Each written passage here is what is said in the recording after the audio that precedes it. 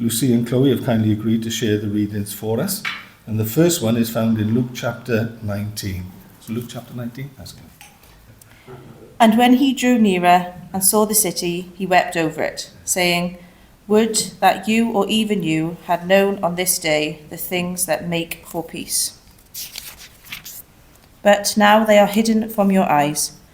For the days will come upon you when your enemies will set up a barricade around you and surround you and hem you in on every side, and tear you down to the ground, you and your children within you, and they will not leave one stone upon another in you, because you did not know the time of your visitation. That particular portion is taken from the Easter story, isn't it? Yeah. If you look at the context of Luke chapter 19, you'll see that it's the triumphal entry. It's a day of great joy and rejoicing. One of those few days where Jesus allows himself to be worshipped as God. He reveals who he is. He fulfills scriptures that only the Son of God was entitled to do. And yet during that joyous occasion, during that wonderful day, there is still a moment of sadness. And that is so true of life. That is so true of life. It doesn't matter how blessed we've been. It doesn't matter how blessed we are. There are still moments of tears. There are still aches within the heart. Not always seen. To the outside, it was a wonderful day. And Jesus' followers would have been surprised that as he comes around one of the corners and he has the view of Jerusalem before him, he starts to weep. He starts to weep. And they're not tears of joy. Quite the opposite. They're tears of great, great sadness. Is he crying over the destruction of a beautiful city that he knows will shortly come to pass? He's not crying over the destruction of architecture. When it says he's weeping over the city, it's not the buildings and the stones that he's weeping over. It's the souls. It's the people. It's the occupiers. The city is made up of residents. And it is them that Jesus is crying over. It is them that he is weeping for. Look carefully at what he says.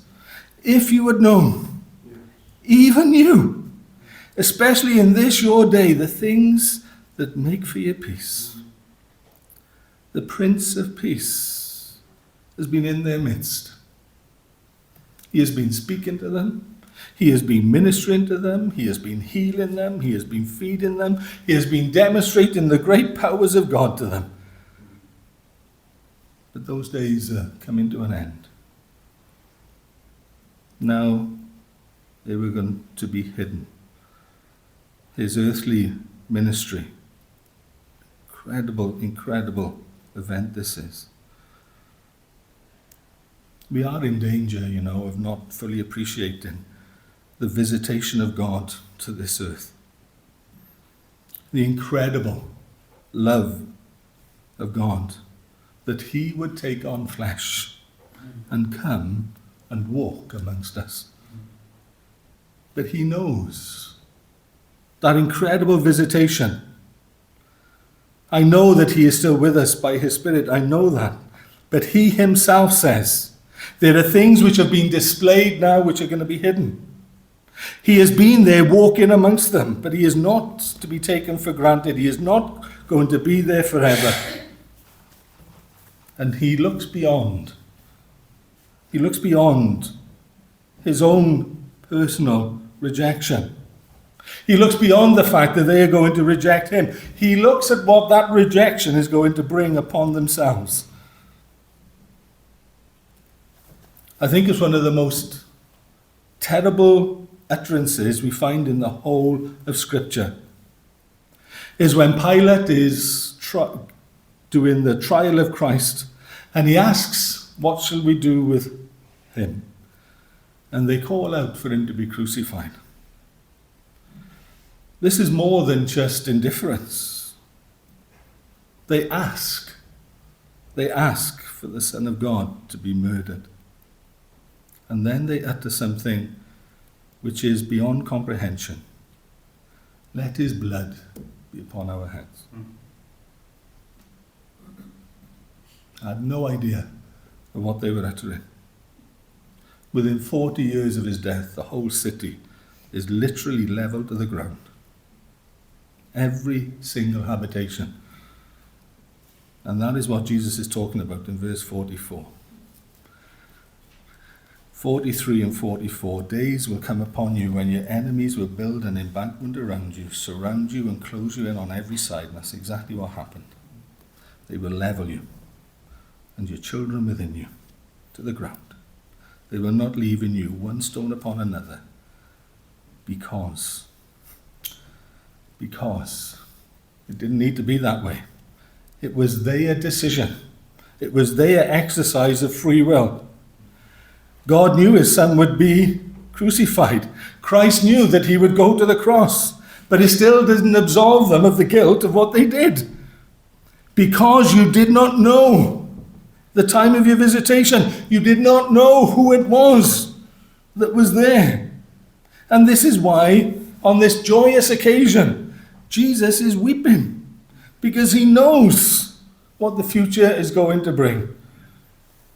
He knows the events of Calvary, but he's looking beyond Calvary. He knows the events of the rebellion against Rome and the utter ruthlessness with which Rome is going to crush that rebellion. But he goes to the very core of the problem. You had an opportunity. You had an opportunity. And not only did you miss the opportunity, you sought to destroy the very Son of God. A really sad event on a most joyous of days. But it wasn't the only time when Jesus' compassion is seen. Let's look at another reading, and Lucy's going to kindly share this one with us, and it's found in Matthew. I've got it written here, Matthew 23, verses 37 to 39. Matthew 23:37. Jerusalem, Jerusalem, you who kill the prophet and stone those sent to you, how often I have longed to gather your children together, as a hen gathers her chicks under her wings, and you were not willing. Look, your house is left to you desolate, for I tell you, you will not see me again until you say, blessed is he who comes in the name of the Lord. So we learn from this reading in Matthew that it wasn't just the one occasion where Jesus is moved with compassion towards those who are his enemies, to those who will reject him, to those who will call for his death. And what we read in Matthew is something that Jesus brings out in one of his parables, that their treatment of him was not a one-off. Their treatment of him established a pattern that had been followed down through the ages. And this is what Jesus talks about here in verse 37. You who kill the prophets. It's not as if it was the first time that God had sought to help them. It wasn't the first time that God had sought to come alongside them. His prophets that had been sent with his authority and with his word, they had also been rejected. They brought the same spirit. They brought the same God. Remember the parable when Jesus says about a vineyard and how the owner of the vineyard goes away and vine dressers are left there to look after it. And then certain messengers are sent to come to receive what is rightfully the vineyard owner's produce. The vineyard belongs to him. And yet the people who are sent are badly treated. Until in the end, the owner of the vineyard says, right, I'll send my son. Surely they will respect my son. And the vine dressers see, here is the heir. If we kill him, we will have it to ourselves. And Jesus was speaking a parable about himself, that he was the very Son of God, sent to recover all that rightfully belonged to the Father.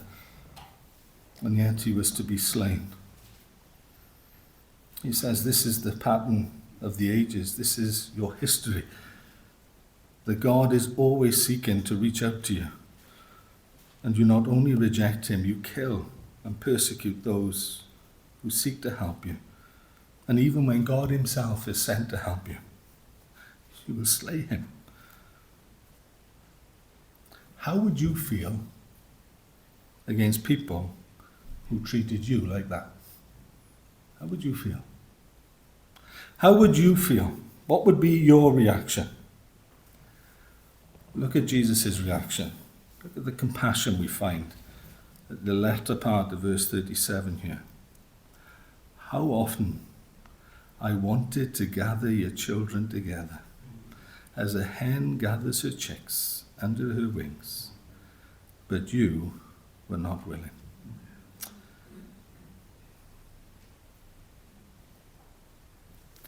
It's heartbreaking, isn't it? Heartbreaking. It would be incredible if it said, I wanted to gather you. But it doesn't say that. It says, how often?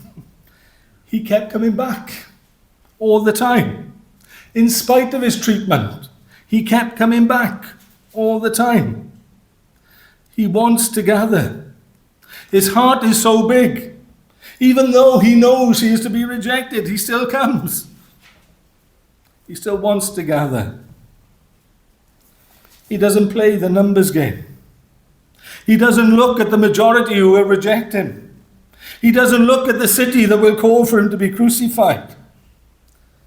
He sees the ones who will come. And amongst those, he sees you and me. So he comes. So he comes. Because he deems us to be worth it. He gathers us as a hen gathers her chicks under her wings, given of her own warmth, exposing herself, making herself vulnerable to the elements, to the dangers, that her little ones may be protected. What a wonderful heart God has for us. Because this is his heart that never changes. And I know the context is he's talking about Jerusalem, he's talking about the Jews. I understand that. But we are his people, and his heart does not change. And his heart is the same. And he still wants to gather, he still wants to pull under his wings. But notice the sad way the verse ends at the end of verse 37. But you were not willing. You were not willing. He was willing, but they were not willing. We've sung, haven't we, about living under the shadow of his wings. That is the offer that God makes to all of us, that we can abide. Not just come there occasionally, but we can live there. We can set up home there. We can abide there, under the shadow of his wings. But is that where we find ourselves this morning? And is that where we remain? What are the things that can keep us away from his heart of compassion? What are the things that can keep us away from the shelter of his wings? Well, the first one is the obvious one, the one that afflicted Jerusalem and the Jews at this time: unbelief. They didn't accept who he was. They didn't believe that he could help them. They didn't believe that he would or that he could. And that is true for all of us. Nobody ever comes to Christ and asks to be saved unless they believe he is the Son of God, unless they believe he can save. And in the very act of asking for salvation, we are acknowledging who he is. He is the Son of God. He is the rescuer of our soul. He is our great Redeemer. But we need to have faith first. You can't engineer it. You can't learn it. You have to receive it. It is a gift that comes from God himself. But we can open our hearts to his faith. We can believe his word. We can take him at face value. Believe that he is the very God that he claimed to be. So unbelief and faith are obviously so vital as to whether we are under his wing or not. But the sad thing is, both I and you know so many who were once under that wing and aren't there anymore. So what is it that can drive people away from his protection? Because he never withdraws it. We walk away from it. He never walks away from us. I don't care about your mistakes. I don't care about your faults. I don't care about your weaknesses. He never, ever walks away from you. He understands you. He wants to help you. And he wants to restore you. So why do people walk away from him? Sometimes they have an odd sense of a lack of self-worth. They don't believe they're good enough. They don't understand grace. They still believe that it's partly down to them as to whether they can abide or not. That's the devil's whisper, you know. We don't abide there by our own strength. And we definitely don't abide there by our merit. Sometimes anger can take us away. Sometimes we can get angry with God.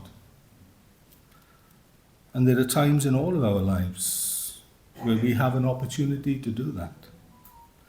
I can guarantee you that if there hasn't been, there will be occasions in your life where you do not understand what God is doing. And how do you react to those things? Do you react in anger? Yes, there's confusion, there always is. But that confusion can lead to anger. And sometimes people walk away from God because he's not doing what they think he should. And again, if the first one is we got a skew as to our own value, this one has an odd view as to who God is. He's not my God. He is God. I am his child. He is not a God that I can manipulate. He is a God I can appeal to. He is a God who listens to my cry. He is a God who hears me, but he is not there to bend to my will. He's not a lucky charm that I carry in my pocket, that I can get out and rub whenever I need it. That is not God. He loves us and he cares for us and he has plans. But his plans encompass the whole of heaven. His plans encompass the whole of history. And we are part of God's plan. But it does not rotate around us. It rotates around him. He is always God. He is always God. He is always the one on the throne. And as soon as we sit on the throne and start ordering him, we've lost it. That is not God. He sits on the throne. And it's not easy when we don't understand. And it's not easy when we are hurting. But the worst thing we can ever do is to walk away from him and to leave his protection. And the third one is just stubborn rebellion. Sometimes we know what we should do and we know what he wants, but we refuse. And we stick in our heels and we dig our trenches and we ain't going to budge.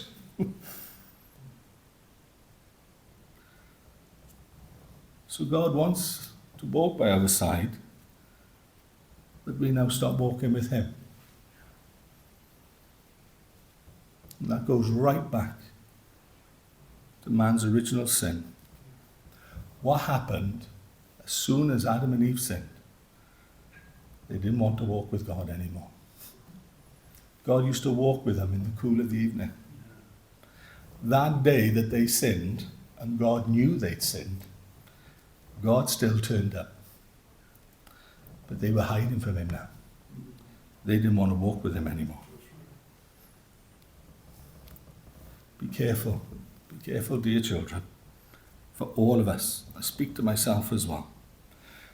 He calls us to dwell under the shadow of his wing. But we never ever detach that wing from him and take it where we want. We follow him. We follow where he leads. We stay close by his side.